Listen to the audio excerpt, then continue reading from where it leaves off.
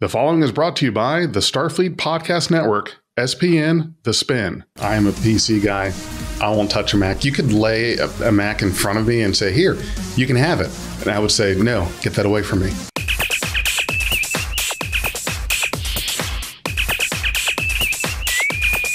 Red alert. Hey, this is Big J, and in just a moment, I'll be presenting you with The Romulan War, Part 1. Afterwards, please join our Critical-not-Cynical review for our discussions and reaction to the film. Without further ado, here is The Romulan War, Part 1.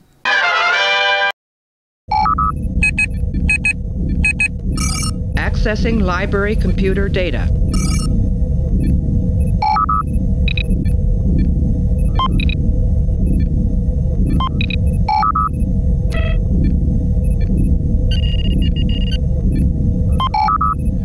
Despite the tragedy on Corridon, Prime Minister Samuels, with assistance from Captain Archer, finalizes the details on the first trade and security pact of its kind in known space.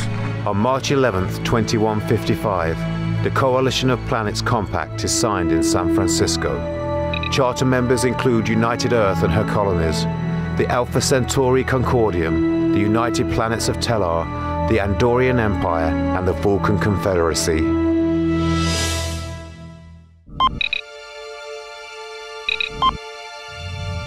As the Coalition worlds celebrate their new alliance, Admiral Valdor's fleet is well underway towards Berengaria 7, a world recently chosen by the United Earth Space Probe Agency to serve as the location for Earth's first starbase.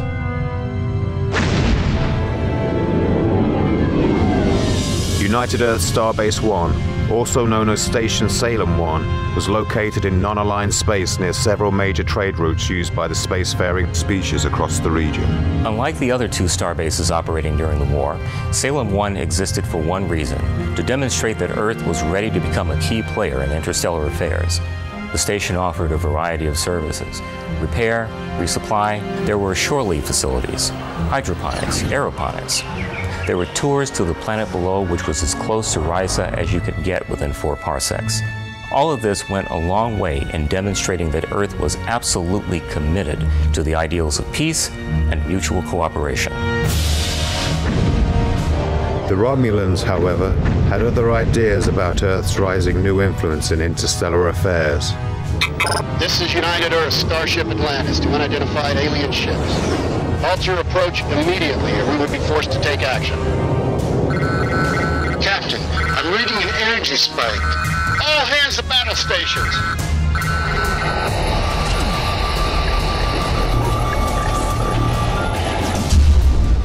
We've lost computer control.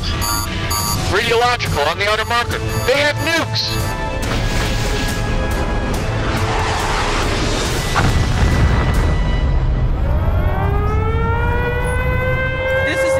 We are under attack. All Starfleet personnel report to emergency stations at once. This is not a drill. Captain, troop cruisers are headed for the civilian ships. Move to intercept. Let's try to give them some cover. Main powers fading. How is it responding? Hold your fire. We have women and children on board.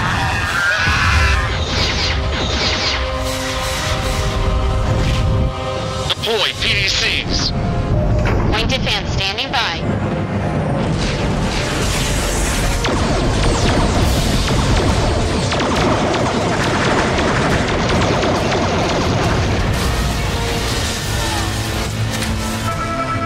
Full speed ahead, now.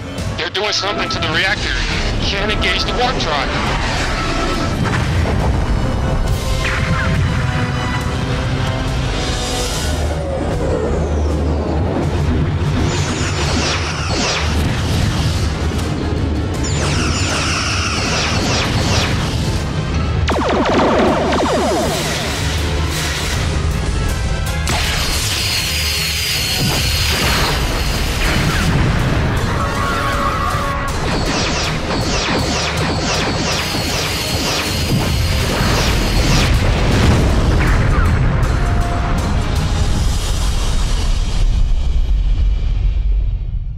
nearly 6,000 were killed in space and on the ground at Berengaria.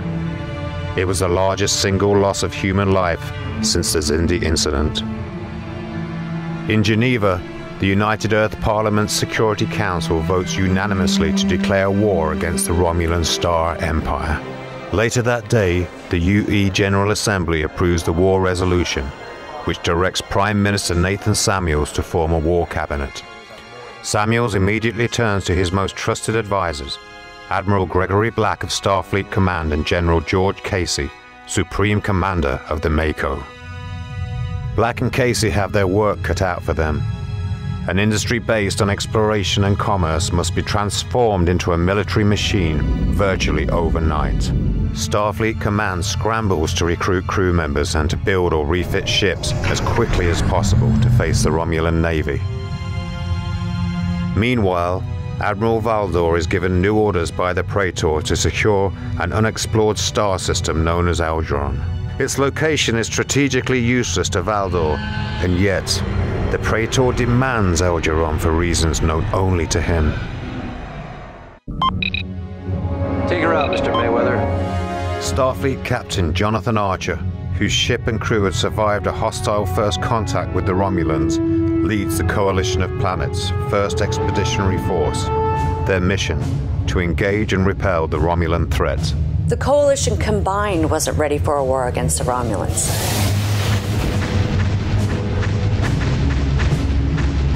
It had only been a month since the destruction of Salem 1. Not nearly enough time for Starfleet to get on a war footing. Not that it would have mattered. What happened there was a humiliation. Archer to fleet. Tactical alert. When a listening post at Algernon goes dark, the Coalition fleet finds itself up against the Romulan war machine for the first time. There was no way for Captain Archer to know, for any of them to know, what we had in store for them. Attack Vector 177. Fire.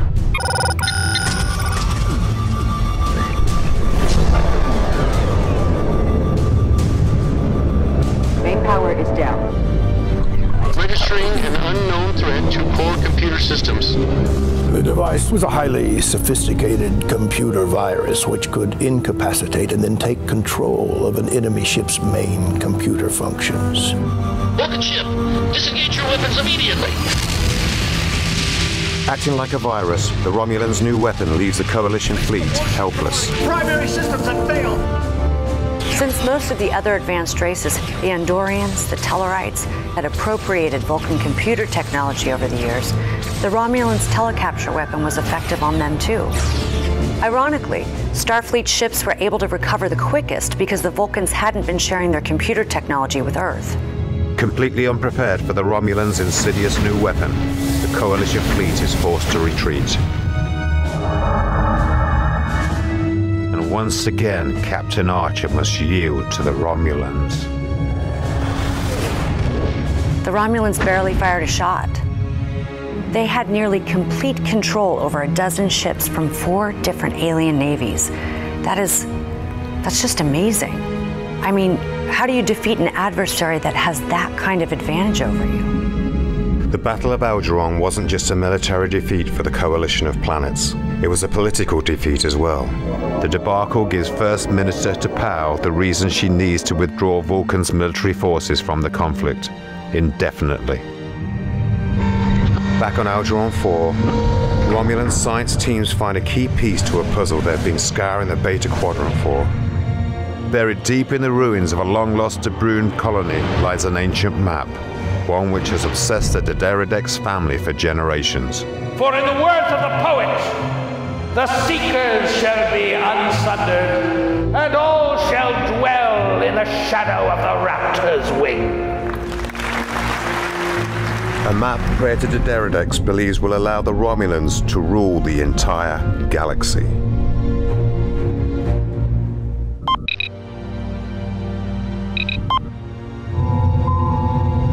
Captain's log, May 4th, 2156. It's been 6 hours and still no sign of our escort. I can only assume. Romulan vessel, work off your attack. More medical ship. challenge you, I repeat. This is the medical ship Nightingale. We're on a mission of mercy. We mean you no harm. Break off your attack.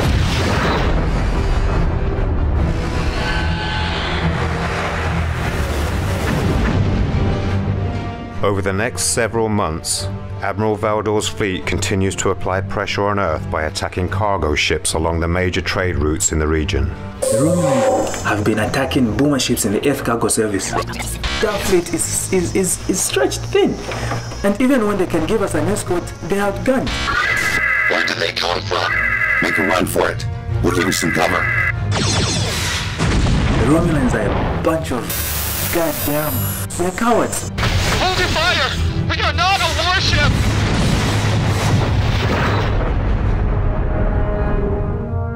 Admiral Valdor's strategy to target only Earth ships makes it difficult for Starfleet to rally support from the other coalition powers. I have received very specific instructions from my government. The Andorian Imperial Guard will not aid Earth or Earth-aligned vessels at this time. That's fine. Earth now finds itself alone, isolated during her darkest hour, and the worst was yet to come.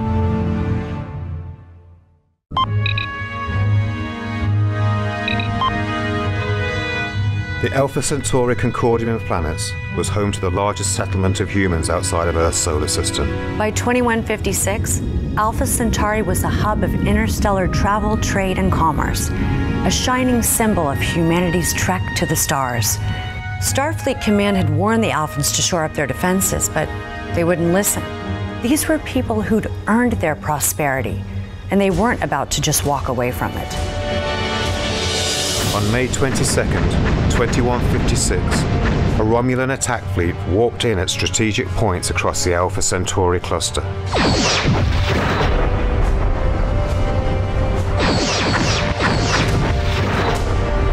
They refused to believe that they could be a target. They thought the Romulans were Earth's problem, not theirs.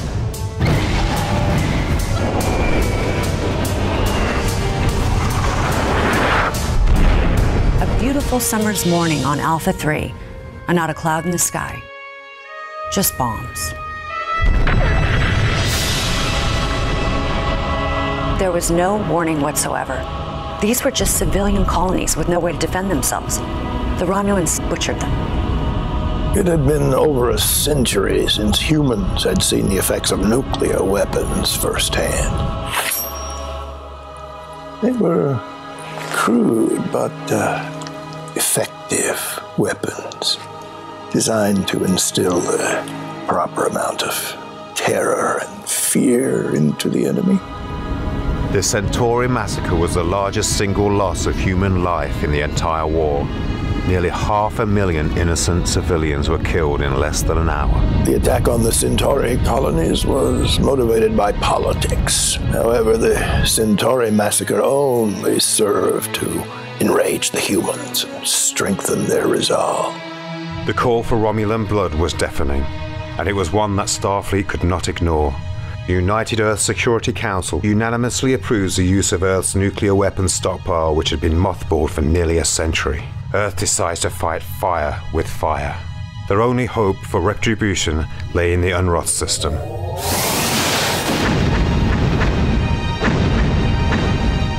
Four years earlier, Starfleet made first contact with the Romulan Star Empire at Unroth when Captain Archer's ship, Enterprise, hit a cloaked Romulan mine.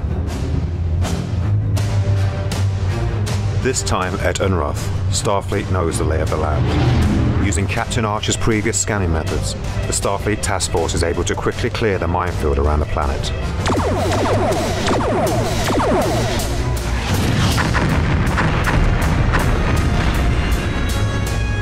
Starfleet scanned the planet and found some kind of mining operation. That was a good enough target for them.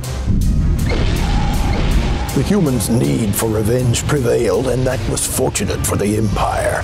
The truth is that there was no mining operation on Unroth 3. It was the site of an archaeological expedition that had concluded and was preparing to leave the planet.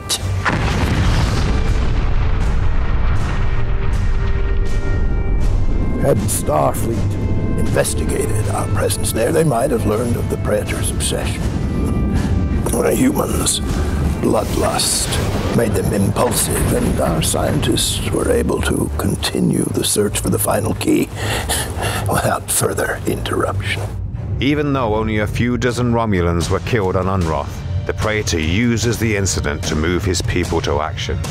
Citizens and subjects, it is with great sorrow that I must reveal to you now a new threat, the likes of which we have never seen before. Humans, a savage and belligerent slave race of the Vulcans, launched a nuclear strike against the peaceful inhabitants of our outpost on Unroth 3. More than 1 million Romulans, men, women, children, were incinerated in their homes as they slept. These alien butchers, these humans must pay for their treachery, and they shall. I call upon you, citizens and subjects of the Romulan Star Empire, to stand with me now as one. Death to the humans and their Vulcan puppet masters! Romulan True! By the end of the day, nearly 70,000 Romulan youth had enlisted in the Imperial Armed Forces, a major propaganda victory for the Praetor.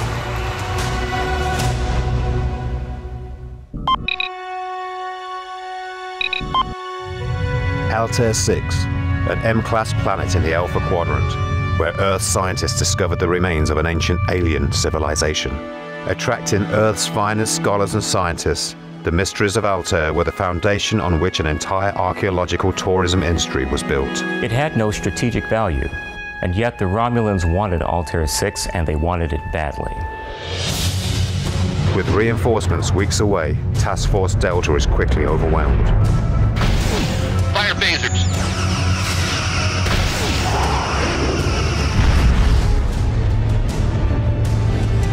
The colony is under attack. Evacuate to an emergency shelter immediately.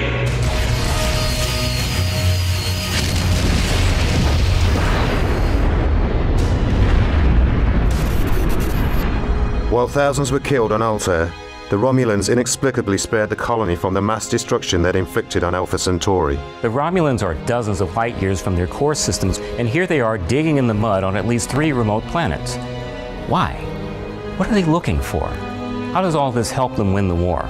The reason for the Romulans' interest in Altair, Algernon, and the other worlds in Coalition territory would remain a mystery for the time being. As Admiral Valdor's navy campaigns through Earth space, back on Romulus, domestic issues are beginning to spin out of the Praetor's control.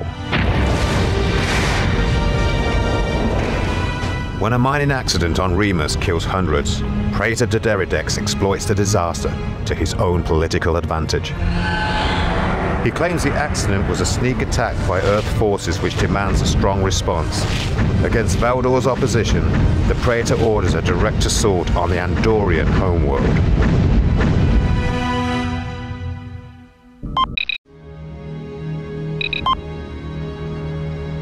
The Romulans had good intel on Vulcan and Earth, but they had virtually nothing on Andoria. They didn't know the enemy's fleet strength or its deployment. They didn't know if their approach would be detected. Hell, they didn't even know if there were navigational hazards in system. And there were, as they'd find out. For the first time since the conflict began, the Romulans were going into battle without the tactical advantage. Earth and Andorian forces were ready and waiting. Captain Stiles and Captain Shran were preparing for a counteroffensive, and they were on training maneuvers when the Romulans arrived. So not only do the Romulans have bad intelligence, they're also attacking an enemy on their home turf while they're in the middle of a war games exercise. The timing couldn't have been worse. Attention all vessels. Relvia Station has reported unauthorized movement on the designated vector. We are switching to condition black. This is not a drill. Our sensors show 12 cruisers approaching. Confirmed. Captain Stiles to the fleet. Reconfigure for combat operations. This is no damn drill. We're at red alert.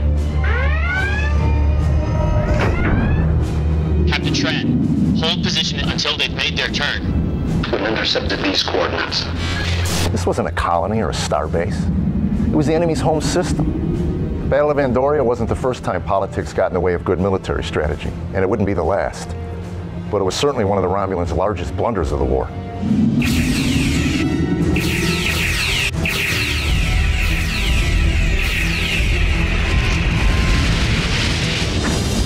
Our ships, open fire.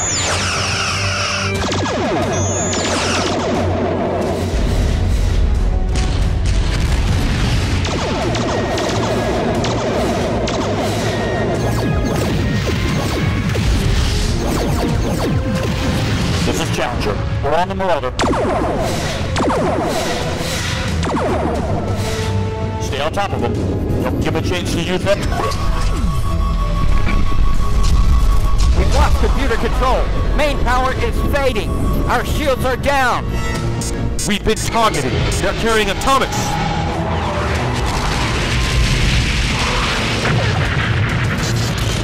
Come in.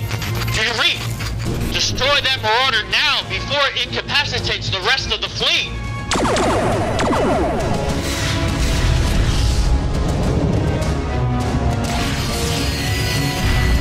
Aubrey! Evasive maneuvers, Ensign. I can't shake them! They're matching us! All hands, brace for impact.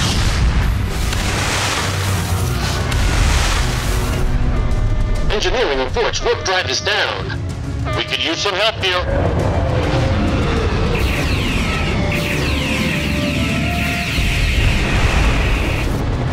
You have an inbound hostile in your position. Take evasive action immediately.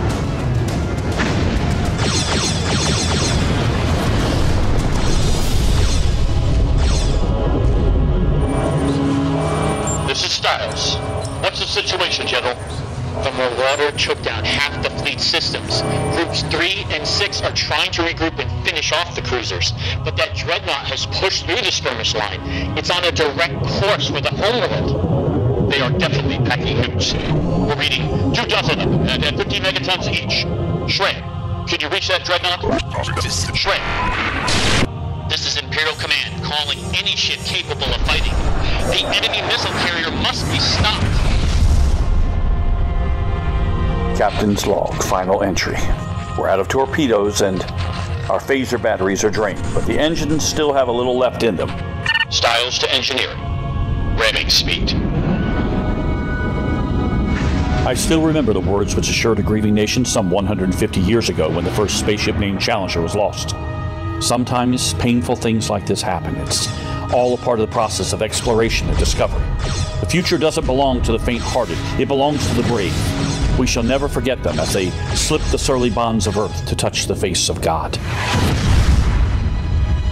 Captain Styles' sacrifice was not lost on the Andorians. And thanks to the actions of Challenger, millions were spared. While the Battle of Andoria proved that the Romulan Navy could be beaten, some harsh realities remained. After 2 years of fighting, Earth had lost nearly half her fighting ships. 3 Earth colonies had fallen, and Starfleet Command still had no idea what their enemy looked like or where to find them. If something didn't change soon, all would be lost. Welcome back. This is Critical Not Cynical, and we are going to talk about the film you just watched or listened to, The Romulan War, Part 1. Frank, I know that this was going to be one of your favorites because you certainly favor the Romulan side of Star Trek when it comes to that. And I appreciate you recommending this one that we watch for tonight's review, because it was another good one. And I think that I probably have a difficult time trying to be really critical on a lot of these things, because you guys are sending us good stuff to watch. And I'm sitting here thinking, okay, what can I critique about this so that I'm not just saying, yeah, I like everything about it. And that wasn't really easy to do, again, because this is very well put together. And Frank, since you're the Romulan guy, why don't we let you lead off with the review? Well, of course, I loved it, the way it was put together. My biggest nitpick and this is really, in my mind, a major nitpick. And it's the fact that under the guidelines, we are not supposed to use stock footage. Mm-hmm. That's what I was thinking that whole time. Yeah, and the thing is even though it was well put together, it ran along the lines of, a narrative and stuff like that, and a lot of good people were in it, it still is one of the reasons that we can actually get in trouble from CBS. It's just like if you're playing a song in the background, YouTube is going to, snuff it out. I'm sure you may have had that happen to you. I had it happen to me with one of my own songs that they said that it was a pirate. And I said, wait a minute, I wrote this thing. So, the algorithm sucks. Yeah, it does. But the fact is, that's the only nitpick I have, is the fact that they did use a lot of stock footage. You're right. And that's the same thing I was thinking, was with the amount of views that this got, you would think that it would be, because we all know that there is that threshold that CBS is very two-faced about the guidelines and how they choose to enforce them. Basically, if your product is too good, that's when they're going to come after you. And I would have thought that with this film getting as many views as it had, that, did they get lucky? Was it just a case of it wasn't good enough, or what was it? What was it that kept them on the good half of CBS picking and choosing when they follow their own guidelines? I don't know, especially then, since there are more out there in this particular series. I'm sorry, Vance, I didn't mean to cut you off. No, you're fine. I'll be honest with you guys. I did a lot of soul searching before this podcast, and I actually reached out to a friend of mine who is a little higher up in the fan film community. I won't name names, but I had to ask him, like, hey man, am I getting in my own way on ego here by how much I don't like this film? I'll be honest. You guys both like this film. Frank, you recommended it.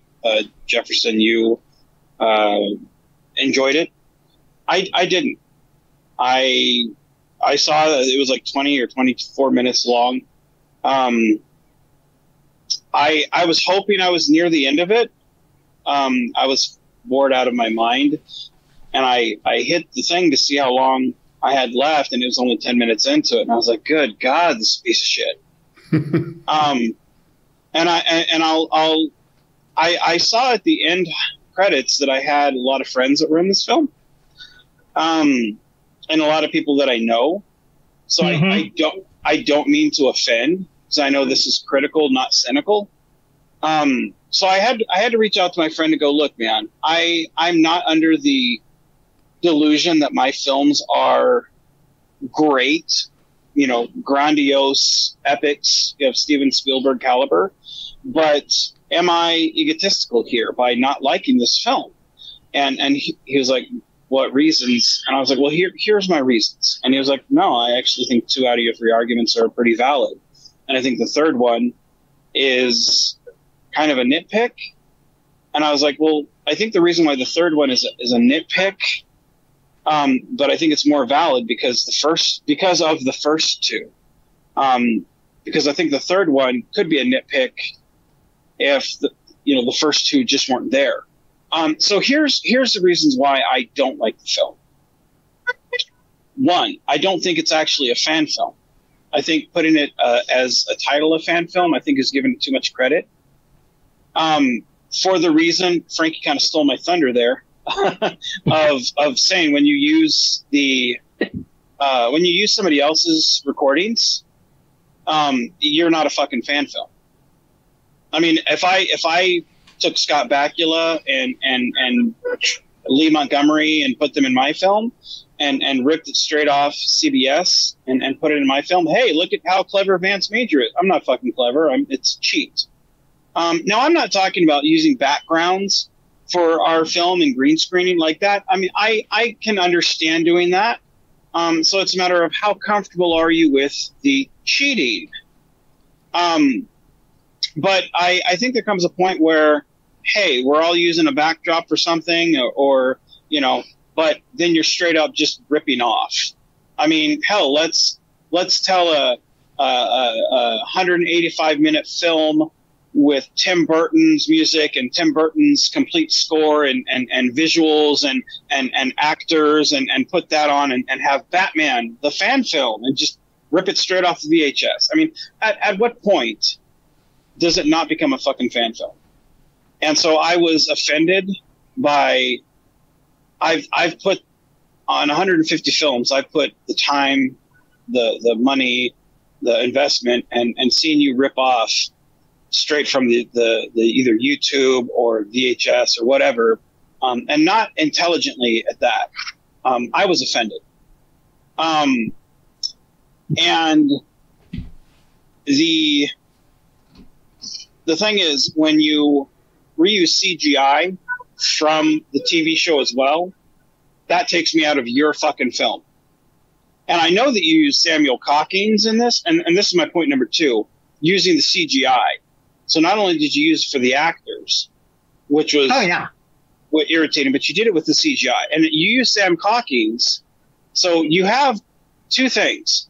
I don't know if it's done for budgetary reasons, which could have been, because I know, you know, well, we're not going to delve into the charging of CGI or lack thereof or whatever.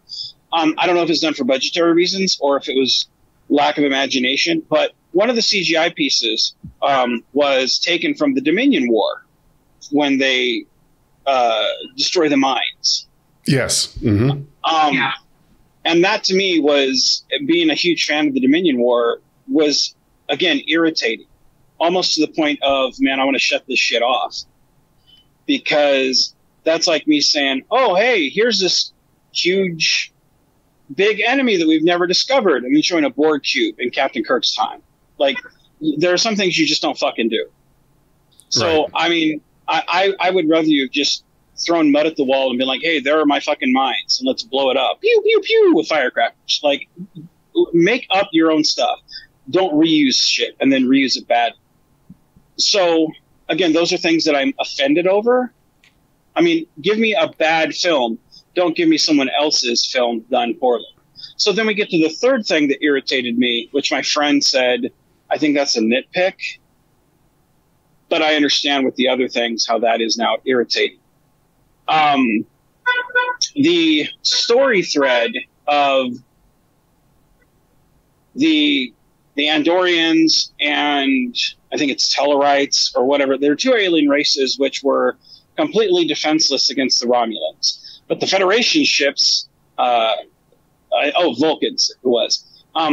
But since the Vulcans didn't share their computer systems with the humans were resistant. So we were like the only line of defense against the Romulans or whatever.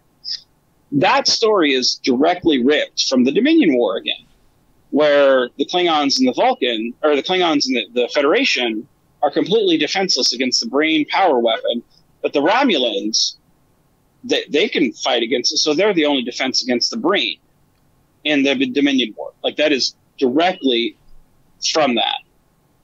Well, you're close. So, there was one Klingon ship in that battle of the second battle of Chintaka.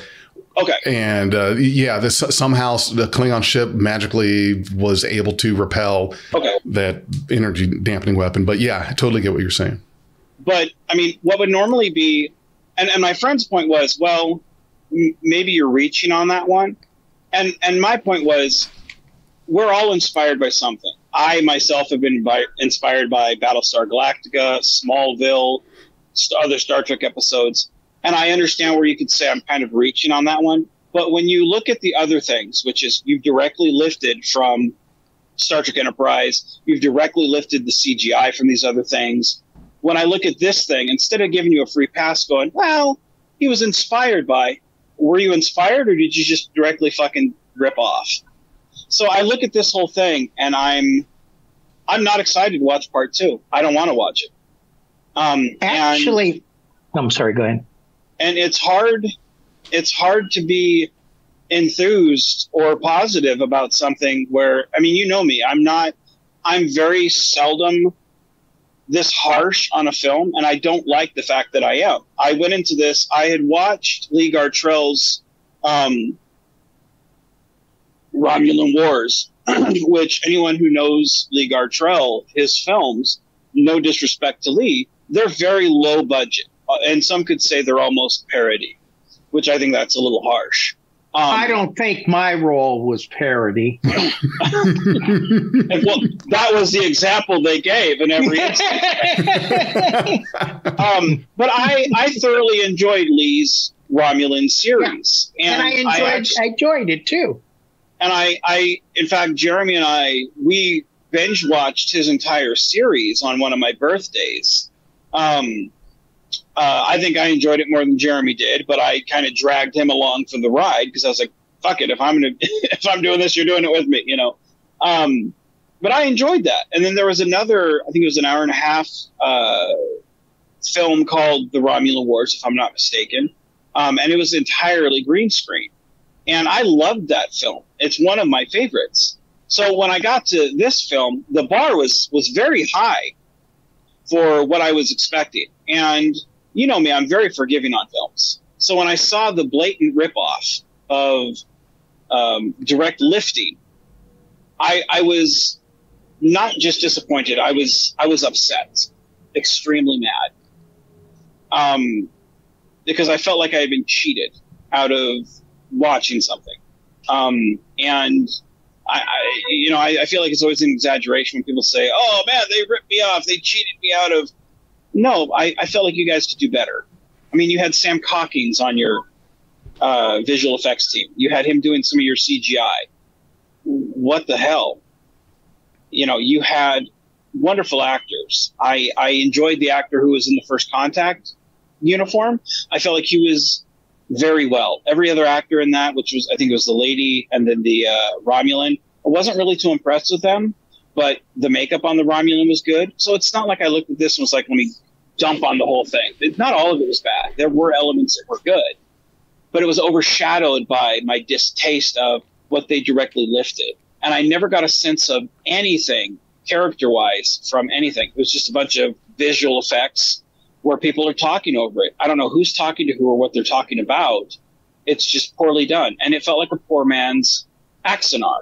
You know, Prelude to Axanar. It felt like a poor man's that, and done way, way worse. So I left the experience angry, you know. So I did not enjoy it. Do you think that? Oh, I'm sorry. Thought you were done. Go ahead. You know, I would welcome anyone. Please watch it, and please get a better experience than I did. You know, if you enjoyed it, I'm not taking away from anyone who does. And please go check it out for yourself. I think Jefferson's going to put the link in the comment or in the description. Mm-hmm. You know, please go watch it for yourself and leave a comment for us and let me know why I'm wrong. Like, I am not saying that my opinion has to be yours, and I'm not trying to start a war with any other producer. Like, dude, we're all adults here, you know. And I'm not saying I'm right. I'm just saying my feelings and my experience was not that great. And I wish it had been something that was along the other lines of the other two Romulan experiences. And I left it going, really? That was it? And I was really angry.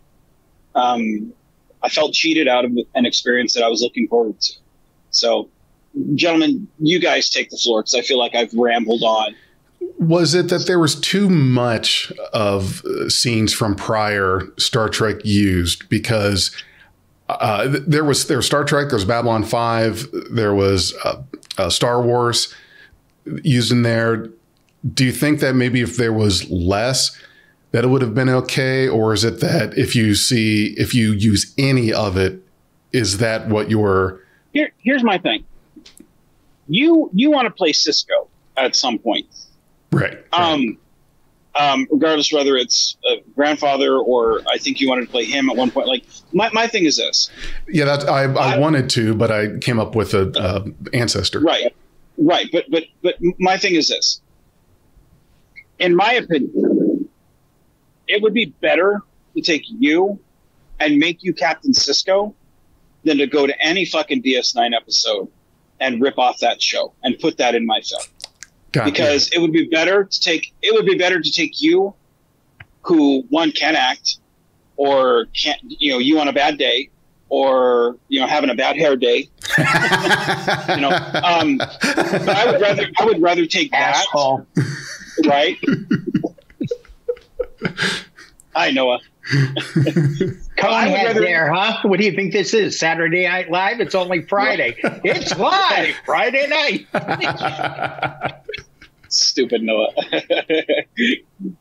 But I would rather take you on a bad day where you're just completely off your game than, God damn you, Noah. But that's our tradition now for Critical-not-Cynical. It's a photobombing by Noah. It is a tradition now. Photobomb by Noah. Yes. But I would rather take you on an off day as Sisko than ever use any footage from, and again, I'm not talking about like a background plate for something, because again, those are hard to come by. Nobody has time to build models or can use that or can digitally do, like, I'm not talking about those things. I'm talking about like just ripping off a show, because that takes no talent. Because at what point does it become, we're a fan film, look at us rip footage off from this, and then we can splice over this or do a voiceover? At what point does it become a fan film or a review of something or a critique? Because, you've done reviews of stuff where you maybe will splice in footage of, hey, look at this preview of this. What's the difference between that and a fan film under this type of qualification? To me, a fan film is fans doing it as fans, as the characters, regardless whether it's a character that's established or their own characters, whatever. But when you take off and you lift from the TV show directly, that's not a fan film. Take your own people and go make your film. This is not you ripping off from the TV is not you making a film, and that takes no talent. And for people that I do respect as filmmakers and friends, I can't respect that. I mean, it's just like, let me go lift. I mean, what's the difference between what this film was and taking the episode Mirror Mirror and changing the name from Kirk to Menard and Spock to Mickle and Scotty to Russo, and then doing that same exact thing, except it's us. People would blatantly call that out and go, "You fucking thief." Yeah. And that's what I see here. And that's not what I tuned in for. I tuned in to see, what story do you have to present? And to see Archer there, no, I don't want to see Scott Bakula. I want to see your version of the events. Show me that. To me, seeing your actors, even if it's done poorly, do, their own stunts, I take that more seriously. And the love that I have for that, which is there. Look at I've never degraded George Cayenne, for instance, in anything like this. I've never felt that way toward his films. And his films on a budgetary scale, I guess, production-wise, I've never approached it like this. I've never spoken about his films like this because I don't feel that way, because I see the heart. I don't see the heart in this film. It's not there. You see, Vance, how much you love me? Well, depends on how much you got how long your pole is out. No pun intended. That's a loaded question. I actually, I don't want you guys to hate me for this. Sure. I actually suggested this film because I knew it was going to cause the controversy, and I wanted to see us get into a lively discussion on something that really dealt with, is this a fan film or not? Mm-hmm. Yeah, I mean, I enjoyed it to a degree, but then again, there was way too much, as you said, of that actual ripping off of the backgrounds and stuff like that. And that did detract from it, because I knew that even though that they had good CGI, when Sam did it, you could tell it wasn't a fan film in my estimation. Well, and that's the thing, like when the stuff from the studios brought up, or the when Scott Bakula comes on, or Lee Montgomery's brought up, like, it takes me out of the film, because now I'm like, okay, this is from that one episode that I saw. This couldn't possibly take place after, because fucking Archer's hair is from season 1. Like, I'm not thinking about your film. I'm thinking about something else. And when I'm looking at the CGI now, every shot, I'm like, what episode is this from?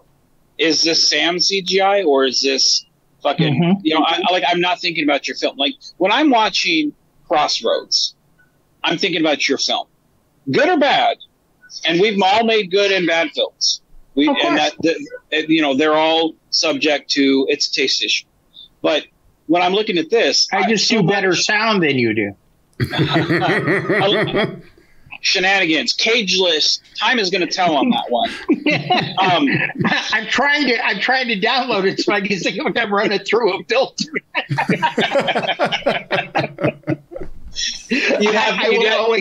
I think that's my favorite film of yours now. See, I want to download Cageless now and put the background to when the Wicked Witch is riding her bike through the tornado, like just the whole film, just that. But as I'm watching this, so much of my time is focused on what I'm picking up from other stuff.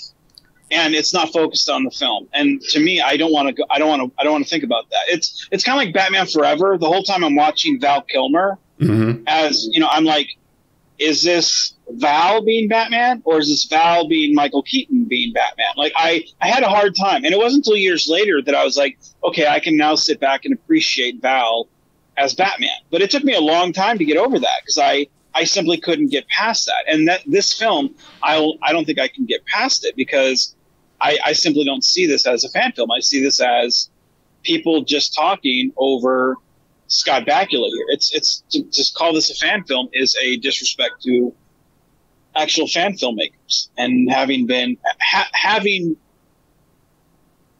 being the most prolific fan filmmaker in the world, my only response to that is fuck off. I don't. It's totally disrespectful. I think that you've got a good point in regards to the character. For example, if you're instead of using footage from official Star Trek license, if you want to have a scene with Jonathan Archer, either use your own, or don't use the character, or use somebody else. But I think that it certainly feels like in this film that it was written too much to want to have tie-ins to the show, so much so that it was let's use these scenes with these actors in it because we want to have such deep tie-ins to Enterprise, and that didn't have to be. That didn't have to be done. And here's the other thing. I would have given an allowance to say that there are a lot of people, I'm sure there are lots of the over 800,000 viewers that watched it, have not seen so much Star Trek like we have, to where they probably could not have been able to tell any scene that came from something else. This is, we watch so much Star Trek and everything else that, yeah, we know what was taken from episodes, what came from Star Trek, what came from Babylon 5, the scenes that came from the pod race scene in The Phantom Menace. And maybe that's, are we being too critical about the use of those clips just because we know what it's from, whereas a lot of people may not have been able to tell the difference between Sam CGI and something that came from an official source? Well, you got to realize, like, Sam, like, whenever Sam is attached to a project, like, he's honestly, I mean, Trek Yards is going to bring their viewers. Like they're instantly, like, whatever Trekkyards is associated with, they're instantly, boom, you're going to get that audience. And it's smart marketing, not, I would say probably 95% of what Sam promotes and is attached to. And because, I mean, he knows how to market himself. They're smart people. And I don't get me, and I love Sam. I love Captain Foley, Stuart, good guy. They sent me magnet pens for my uniforms, just because I'm like, hey man, could you help me out? They're like, I'll help your brother out. They're great people. They are. And again, public service announcement. If you want to get on Vance's good side, just send him magnets. Send him magnets. Go take any magnet going. Anything I can put on my fridge. That's, be like, oh, shiny, You should see him. He's stuck on everybody. But, it's one of those things where when you know that you're working with certain people and they have an audience, it's smart to reach out to them. When I was, I for myself, there was a reason I reached out to several fan filmmakers and fan film heads. I was like, hey, would you like to cameo in my film? Because I knew that's going to reach out to their audience, and then I will be able to attach myself there. And did I think I'd grow to this large? No, of course not, because that's not my goal. But I did want to be able to, hey, let's build a bridge. Same thing with over here. Let's build this bridge. Let's build this bridge. That's why now I can work with Gary Davis or George Cayenne or Jose Cepeda or David Chang or, now Frank Parker. God damn it, But it's one of those things where when you're able to build a bridge with people, you're able to reach that audience. So I just love how he can sit there and not say a word. You know how that is. How many more cores do you have? That's the second one I think I've seen. Yeah, it is. You have the one from the Enterprise D. That's the one from Voyager. It's pretty cool. But they're going to be the ones on Crossroad when I figure out how to make a miniature set on it. Oh. So. but it's one of those things where obviously 800,000 people. Hey, awesome. I don't have views like that. I think my highest video is like 60,000 or 34,000. Like I don't pay attention to numbers. Numbers don't mean shit to me because it's like I do it because I enjoy it. I build memories with friends and fuck the numbers. Because no offense to YouTube algorithm, how many of the little guys get screwed over because we don't have the proper reach to the proper people and so fuck that. I don't care about numbers. That doesn't mean anything to me. Did I have a good time making the film? Yes, I did. Awesome. Did I make some friends? Yes, I did. Did I have some pizza? Absolutely. So those are the important things. We're not monetized either, so we don't do anything at all for them. Right. No. There's nothing in it for YouTube to have anything of ours happen to fall into their algorithm.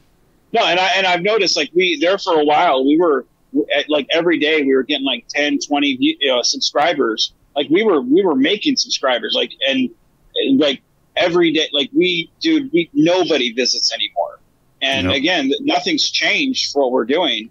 And nobody visits the channel. So obviously we're not doing it because, hey, come visit. We do it because we enjoy it. We don't do it because we're looking for publicity or we're looking to, be the biggest thing. We're not. I don't care about those things. And, it is what it is. And for the fan films I do it to enjoy with my friends. But looking at the film as a fan film, hey, out of those 800,000 people, how many people felt the same way I did going, dude, I can just go click on, Paramount Plus and go watch the original film. I don't need to have people talking over Jonathan Archer. Like, to me, that I would have rather them have taken whatever money they had from crowdfunding, if they did have money for crowdfunding, and go hire some people or have your friends. I mean, out of those 800,000 people, how many people do you think look like Scott Bakula or could at least look similar to Captain Archer? Maybe none of them. What about Travis Mayweather? I'm sure probably at least one. Mm-hmm. You're telling me out of none of them people, you couldn't find one person that could act or that would volunteer. Well, but I think the difficulty there is when you're doing this film. For example, if I wanted to have, I'm trying to think of who off the top of my head. Like if I wanted to have a fan film and have a character, Dr. Bashir, in it, I can tell you that of all the friends I've got, people I know, I don't know anybody who would even come close to you even thinking that that's that character without me blatantly using his name. Using the name is one thing, but a way around filming an actor, have a screenshot of the bridge of the front view screen. Have somebody standing there, do a back of the head, so you're not seeing the face. Mm-hmm. How many people have brown hair that are slicked back like Bashir? Mm-hmm. Or in Archer's case, brown hair come to the side or whatever you have, So it's those things. Or if you can't find somebody that has the color hair, get the uniform, just do the shoulder. Yeah. So you see, it's those things when you are a filmmaker. You have to do things like that to fake the shots. And since you're like, and how hard is it to have somebody imitate? It's not hard. And especially with even a couple of years ago, we had the technology to fake voices. But I mean, hell, find somebody to. Ooh, you make me so angry. God, but it's one of those things where it's like I would rather. I mean, to take that to put a little bit of fucking effort instead of let me just rip off Paramount Plus. God damn, like a little bit of effort. I mean, man, how hard is it to put a little bit of effort into a fan film? I didn't see any effort besides what you're doing right now, talking to me on a Zoom call, is the effort that I saw there, except for the Romulan makeup. That's it. Maybe a light here and there for the shading for the Romulan. But outside that, man. And if you crowdfunded for this, and again, I don't know because I don't pay attention to that shit. But if they crowdfunded for this, God, can you get the money back? Because fuck, where did that money go to? I totally understand what you're saying there, and I certainly agree. If there's the main criticism that I believe any of us have on this is that me, however, I couldn't even after what you were saying, the points that you've made, I don't think I could bring myself to say it's not a fan film. To me, sure. I could still say, yes, this is a fan film, but yes, they also did overuse prior established Star Trek. And I think... What did you enjoy? Like, I mean, I've rambled on long. I'm sure people are tired of hearing about me. What did you enjoy about it? Because I would like to hear that. What did you enjoy about it? I enjoyed the story because this is one of those things that the Romulan War is not touched upon a lot in Star Trek. It's one of those things that it's mentioned. We know it happened, but there wasn't a whole lot of time spent on it. And I like the filling in the dot on that with being able to see how it started, what the conflict looked like, and how the story was being told. So I did like that. I did like the story. I thought that the story would have been fine. Do all the mentions you want. Talk about Archer. Talk about Shran. Have them being in the battles, but you can accomplish it without showing clips from prior episodes of Enterprise. I thought that the story would have been fine without that, because it was a story that you don't get a whole lot of. And I was interested in the story and liked it. So there was that. And that's what my redeeming, if there's redemption, and I think there is the fact that I think that the overall intent of this at the time was to try to plug that gap of where season 6 would have gone to, or season 5 would have gone to. Yeah, 5 would have gone to at that point in time. And maybe what they were trying to do was to backfill it by going overboard in what they did, though. Without a doubt, I could see the series had progressing like that. And I could see, the explanation, just like I can see, the Klingon War with Garth and how Alec is doing it. But the fact is, again, where Alec is taking, and he's got Garth, but he's not surrounding himself with actors that played that. I mean, he's playing Garth. He certainly isn't the original Garth. And that's the way I wish they had, attacked the Romulan Wars. And, okay, yeah, all right, so we can hear Archer's voice over combination. We can see even the Enterprise in there. We see the Enterprise in other fan films. But the thing that galled me the most was the ripoff of the fact that you're not supposed to be using screenshots in it, and it does take away from that creativity. The story, the way it ran, sure. But why did you have to heavily put that? I mean, one of the things that I did not want when we started doing Dreadnought, I didn't even want Star Trek music in there. And you can't. You can't use you technically you can, because everybody uses it and nobody said anything. But technically, you have to pay royalties. Right. I had one, and this is a very good point that somebody brought up. I have a picture in my, as a matter of fact, it's this one up here that's on my TV screen. You see that? Mm-hmm. Yep. Okay. I have that over my desk. Okay. And I got this picture at a long time ago, was at a little store that was down the road from me in New Hampshire. And the person I was with at the time, we went down to this little store and we saw this in a frame. And I said, wow, $5, I'm grabbing it, because I love the crater. And, years of finding out that it was actually, one of those big magazine pullouts that somebody framed and stuff like that. But I got to the point where shooting on that in the bridge, I was getting too much shininess on it, and it was always a shine. So I was going through looking for other, since we're doing the update, looking for other, pictures to maybe put up there and stuff. And I ran into this a few weeks ago that I'd never seen before. And I found out who was the author. But you know what?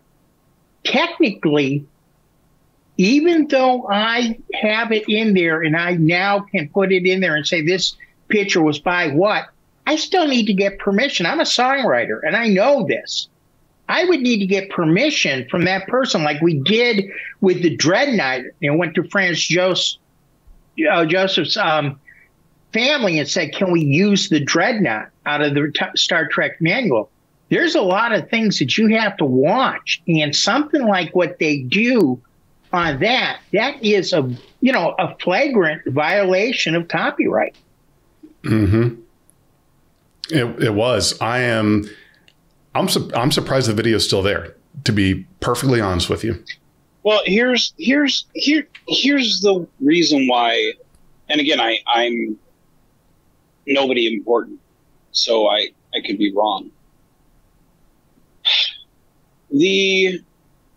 Most of what we do, nobody really cares about, so they're really not going to, and nobody's going to mistake that film for real Star Trek, which is where CBS, that was the whole reason why the guidelines came about, is because they didn't want people to be mistaken for Star Trek. And when you look at this, especially this, compared to, say, a review of a trailer, there's no real difference between Okay, we took footage. We're talking over it. We're putting footage in here, bits and pieces. Here we go. There's no real difference. So that is one reason why they could more so than say someone that uses Star Trek music. That is one reason why they can get away with that. It's because it's not there's no real difference between that. And the reason why CBS doesn't really bother us, at most, all we would really get would be a C and D, because we're not really that important.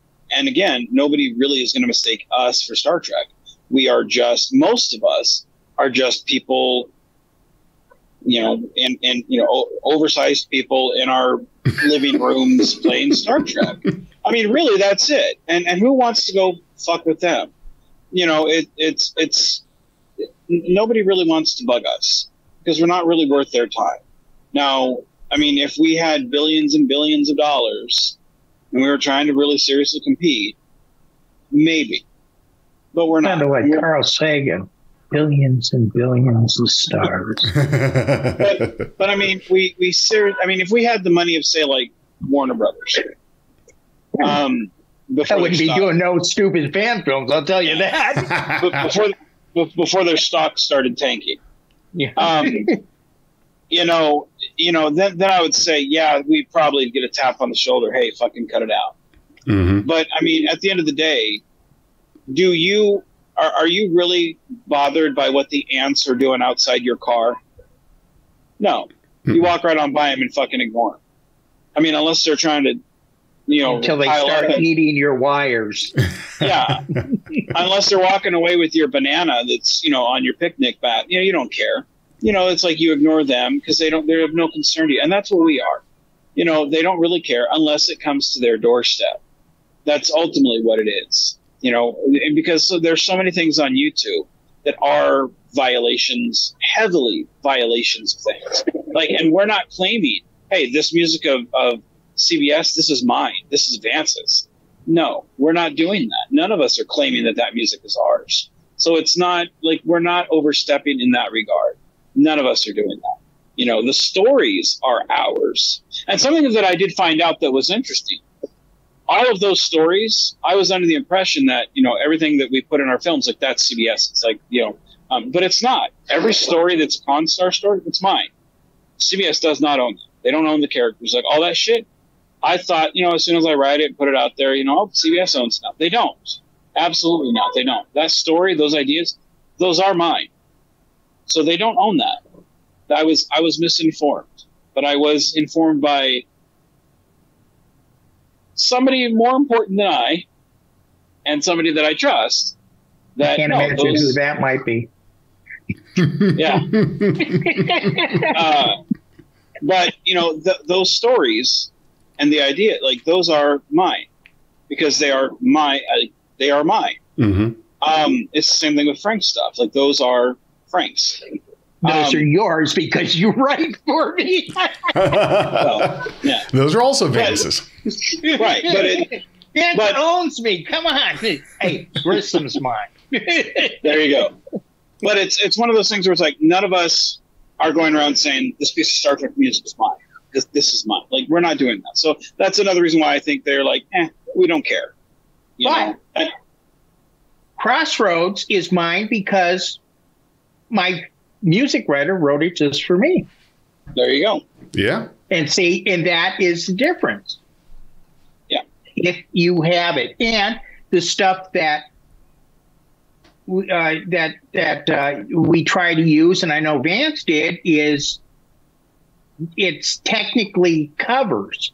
And covers is technically fair game. I mean, we could have a whole program on copyright law and what can be done, what can't be done, mm-hmm. where parody was defended by Mad Magazine, and that's why Filking is good, and why people like Weird Al can get away with doing that, and what mechanical rights are, and what, I mean, it's out there. I'm not a litigator by any chance, and there's a lot of stuff I don't know about copyright, but I know enough about copyright to know that it's one heck of a wormhole. Did you know that the reason, and this is really interesting, It used to be, I think it was 70 years or 75 years the copyright was out, but Disney went to court way back when and made them change, or won and had them change the copyright laws. That's why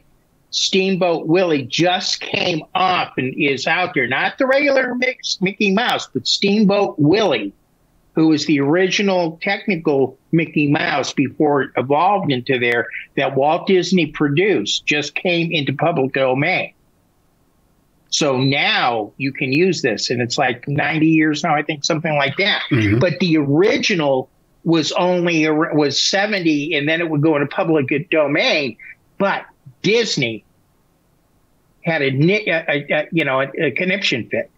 They also, I think it was them or Warner Brothers that had for the while that they had the rights to Happy Birthday. And that's why a lot of the restaurants had to stop, because at one time they were claiming copyright.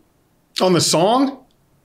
Yeah. You couldn't sing it at the bullshit. Yeah, no. Well, it was. Okay, I'll tell you this. You have a little store, okay? You have a little store, and you have a radio playing in the background in your little store, and it's playing music that is not. You have to have a license from ASCAP and BMA, all the writers, okay? Yeah. Coffee houses. They stopped letting people do coffee houses and playing guitar in there and covers in there, because BMI, everybody else came in and said, you need to pay us royalties. And they were charging, seriously, they were charging royalties to coffee houses on the same plane as what you would charge a bar for licensing. And a coffee house does not make the amount of money, so they had to stop that. Wow. Science fiction conventions, I know this from fact, Carolina's got nailed. They had to pay $125 every year to these places just because we have music there. When I was with the con, I said, wait a minute, doesn't the venue's license cover that? Oh, no. Wow, that is that's insane. It gets crazy. Like that's why, that's one reason why I do covers of songs, because I used to have a composer, and he went on to do bigger and better things. I know, like, it's surprising to people, like, bigger or better than Constar. It doesn't get any bigger than that. What are you talking about? But you know, he say cornstarch.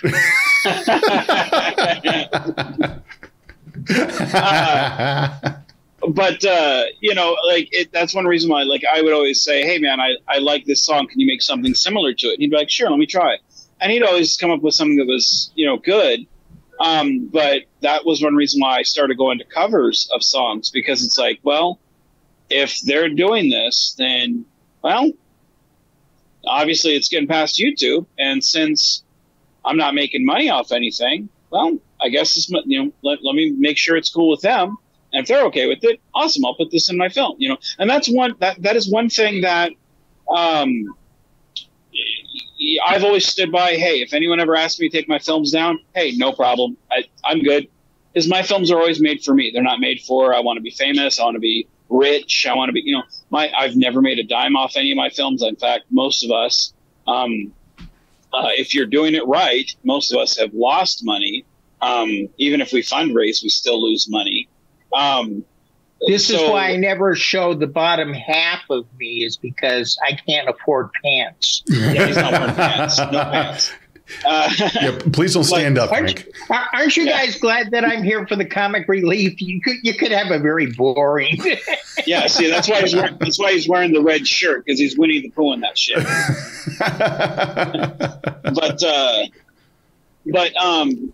But it's one of those things where it's like, you know, you can start, you know, when you use covers of songs, you get the exact vibe that you want, you know. And I mean, and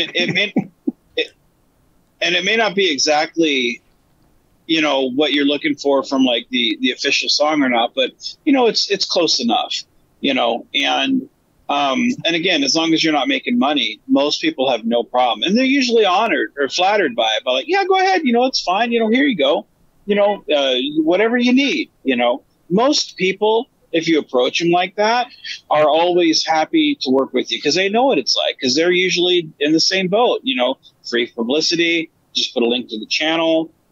Most people are like that.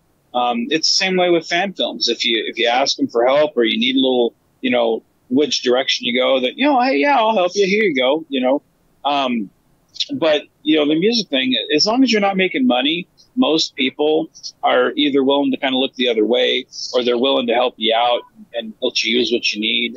But I have found that when you start introducing that element of money and the royalties and all that, like, that's where I'm like, you know, I'm going to push away from that. I don't even want it. I'm good. I don't. And that's why I really do enjoy the lower budgeted films, because they don't deal with any of that stuff. Like, once you start introducing money, now you start looking at, okay, now I'm going to critique you on a completely different level, because you have the budget to be critiqued on that level. You know, it's like I don't go into a second grade play and nitpick the production costs of it. You know, it's not the same way as when you go down to, you know, New York and go to a Broadway play. You know, it's like everything's completely different, you know. And, you know, it's just, I think we really should keep the money out of, you know, the large money out of fan films, you know, because to me that's when it starts, that's when it stops being fun, you know, at least my personal experience, you know. Mm-hmm.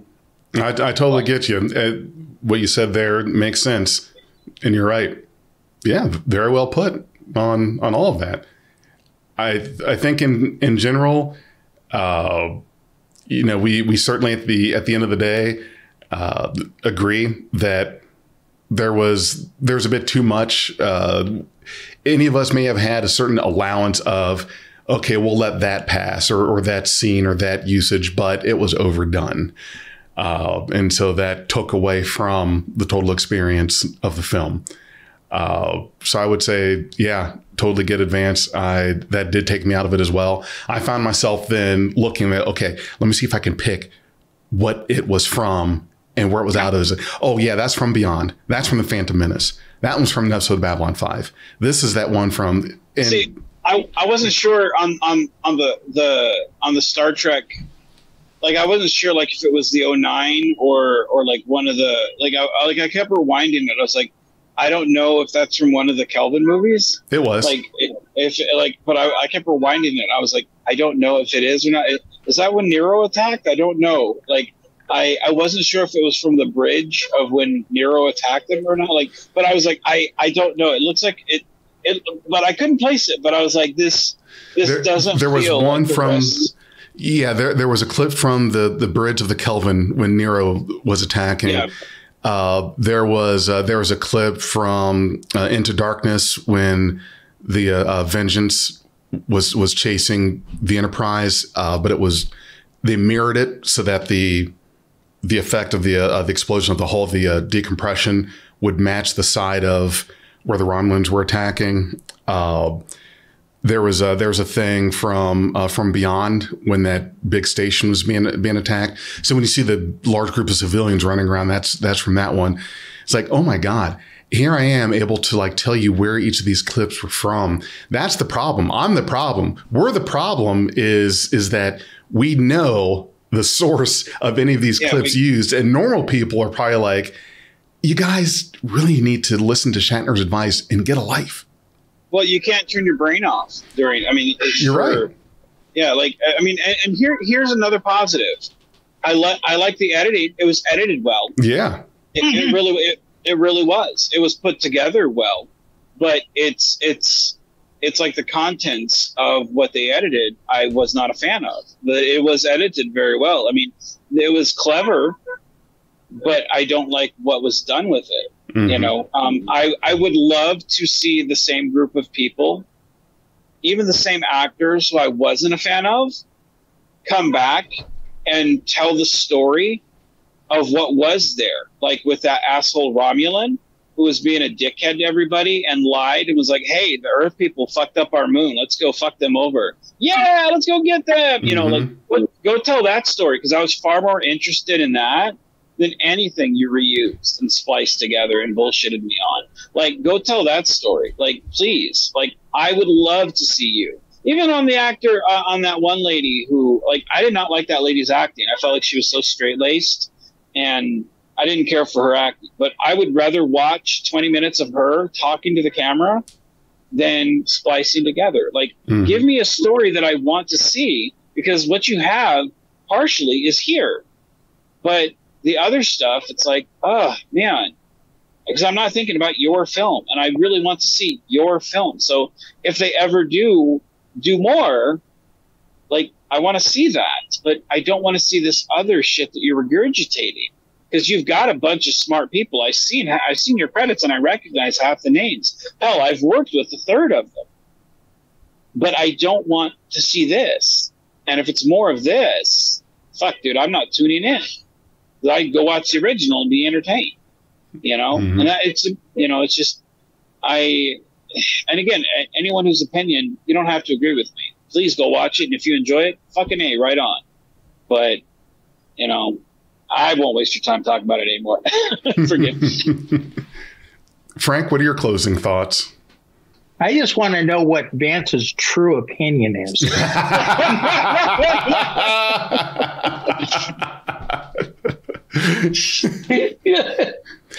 No, I think that my nasty little mind accomplished what I was looking for tonight. You little devil.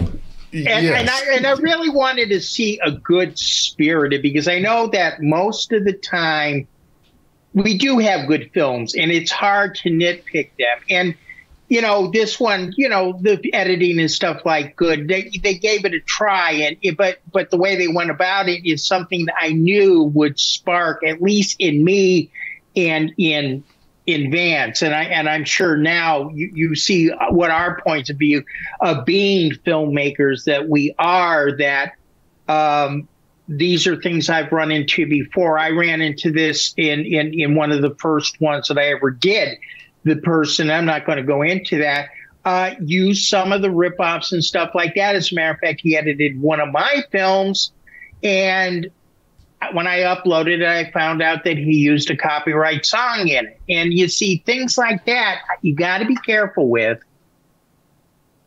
And you have to watch, because, hey, let's face it, I know that CBS is never going to come after me. I mean, take a look at my bridge. That doesn't look like a Star Trek. I mean, it looks like a Star Trek bridge, but not something, unless you're looking at maybe, you know, Lower Decks or something like that, that you would see the production value. But the fact is I am producing my own. I don't have Kirk walking around my bridge. And, you know, Shatner is not sitting in my command seat, and Spock isn't running my science station. Right. You know, Leonard Nimoy's not there. Well, one of the things that that you and I have learned to live with as filmmakers is, and I've said this before, is when you're watching a film, you have to learn to see the good in the bad films. And you have to learn to see the bad in the good films. Like, you have to be objective. You can't just look at something and go, my God, this is the greatest thing ever. And you can't look at something and go, my God, this is a piece of shit. Like, and you can't follow the trends. You have to look at something objectively, even in your own films. You have to go, you know what? That didn't work. I thought it did. It was a good attempt, but fundamentally it just didn't work. Okay, this will make me a better filmmaker. I need to learn, because that's the only way you grow as a person, as a filmmaker. And if you can't take those criticisms, even against yourself, because I mean, hey, it's sometimes it's hard medicine to swallow. You know, it's a hard pill to swallow. You know, it's tough. You know, and to those people that don't want to hear it, sometimes it's hard to hear that your baby's ugly. But some people have some ugly fucking kids. Yeah, you know? sorry, folks. Some of you got some ugly babies. How did you know? how did you know my mother said, my treasure, my wonderful treasure? My father looked at her and says, yeah, let's bury it. Were you there that I didn't know about? when that is your tramp stamp, Frank. Oh. That's funny. You're right. You're absolutely right. Mother, but Well, guys, thank you. It was great. I think very good discussion we had. I really enjoyed it, and that's why I like doing these reviews with you guys. Vance, don't work too hard. Frank, love what you're doing with the set, and I'm going to. I know. Do some let me know when relaxing. that red shirt comes in. Yes, I'm waiting to see my red shirt. I think it's going to be nice. Looking forward to it. Yeah, that's right. All right. Well, you're getting a new uniform. I'm getting a new uniform. I've got the hologram Janeway, her uniform from Star Trek Prodigy coming in, man. So you and I are going to be taking pictures together. Nice. Yeah. Start building our uniform collection. Hey, I think I have just the uniform I can send you. It's what? Don't send me that fucking alternate timeline Janeway. I was gonna send it to Uh-oh, what are you sending me? Oh, I hate that uniform. The alternate Janeway uniform. My good friend and companion and partner in crime says, Frank, I've got a great film for us to do. I want you to get this uniform. I said, are you on drugs? I mean, I know I can't have any of them. I'm recovering, but if I was, I'd take those too. I made him buy the Captain Harry Kim uniform from the alternate future that Janeway's from in the final episode. In the final episode of Voyager. And then like when I made him buy it, like then I stopped writing fan films. Like that was like the week before, and I felt terrible because I'm like, God, this is a terrible time to start getting that conviction of stop writing shit, because I made him buy a really ugly uniform. But man, what a time to go off on. Like that's a great number to go off on, but shit. Anyway. All right, guys. You guys enjoy the rest of your night. Listeners and viewers out there that are here with us, thank you very much. Live long and prosper. If you enjoyed this podcast, you can support us at patreon.com/BeyondTrek. We are Beyond Trek Podcast. Lower your inhibitions and surrender your years. We will add inspirational and hilarious Trek content to your day. Your attention will adapt to subscribe to us. Resistance is futile.